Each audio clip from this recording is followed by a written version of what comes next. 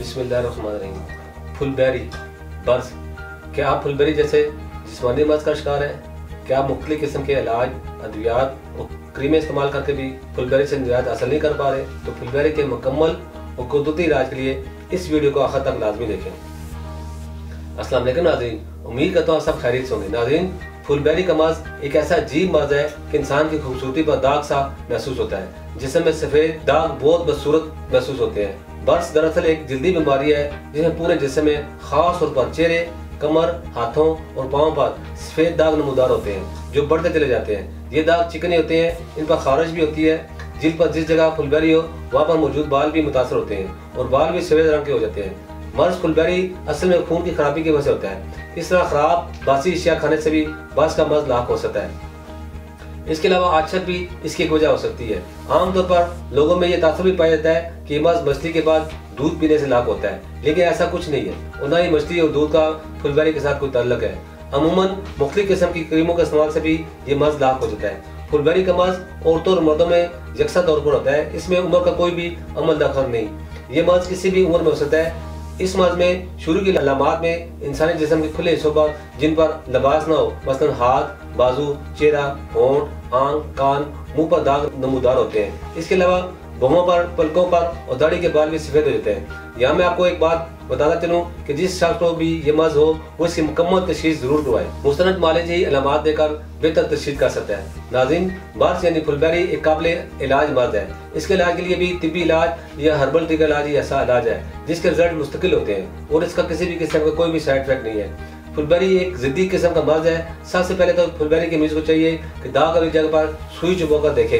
अगर खून निकला है तो समझ लेना चाहिए कि मर्ज ज्यादा पेचीदा नहीं है, लिहाजा हमारे इलाज से ऐसे मरीज मुकम्मल निजात पा लेते हैं। दूसरी तरफ वो मरीज है जिनको फुलबेरी की जगह से मुतासर जगह पर सुई चुभने से भी पानी निकल आता है। इस सूरत हाल में भी एक पेचीदा मर्ज बन जाता है। हमारे पास इसका भी इलाज मौजूद है, लेकिन इसमें मरीज को मर्ज से मुकम्मल निजात पाने के लिए काफी ज्यादा वक्त दरकार होता है। तासीरदार के तजर्बाकार माहिर हुक्मा ने फुलबेरी के असल असबाब को मद्देनजर रखते हुए तवील रिसर्च और बिलाखिर इसके कुदरती इलाज को दरियाफ्त करने में कामयाब हो गए हैं। आज पाकिस्तान भर में फुलबेरी के मुकम्मल पायदार इलाज के लिए इससे ज्यादातर मरीज हमारे कुदरती इलाज पर एतमाद करते हैं। इसकी वजह यह है कि हमारा इलाज मुकम्मल तौर पर कुदरती है, जो कि मतलूबा नतीजा देता है। फुलबेरी का जड़ से खात्मा करने के लिए हमारा इलाज बहुत अहमियत रखता है। हमारे इलाज से मुख्तसर मुद्दत में ही फुलबेरी के दाग मुकम्मल तौर पर ऐसे गायब होते हैं जैसे कभी थे ही नहीं।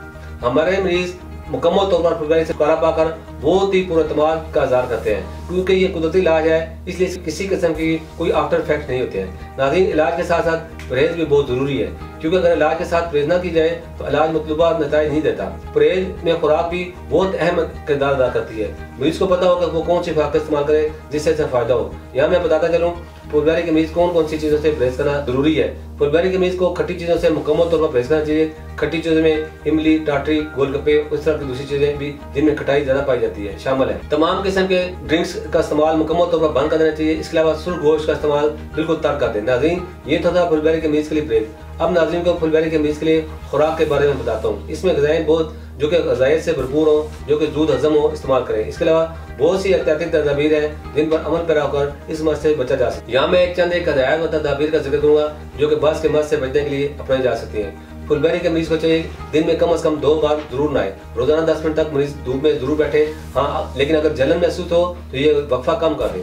फुलबेरी के मरीज को चाहिए कि हमेशा ताज़ा खाना खाएं। दिन का बचा हुआ या रात का बचा हुआ बासी खाना कभी ना खाएं। इसके मतलब मजीद मालूमात और रहनुमाई के लिए हमारा यूट्यूब चैनल तासीर दवाना ऑफिशियल विजिट करें। अगले प्रोग्राम में एक नए मौजू के साथ दोबारा आपकी खिदमत में हाजिर होऊंगा। तब तक के लिए मुझे इजाज़त दीजिए। अल्लाह।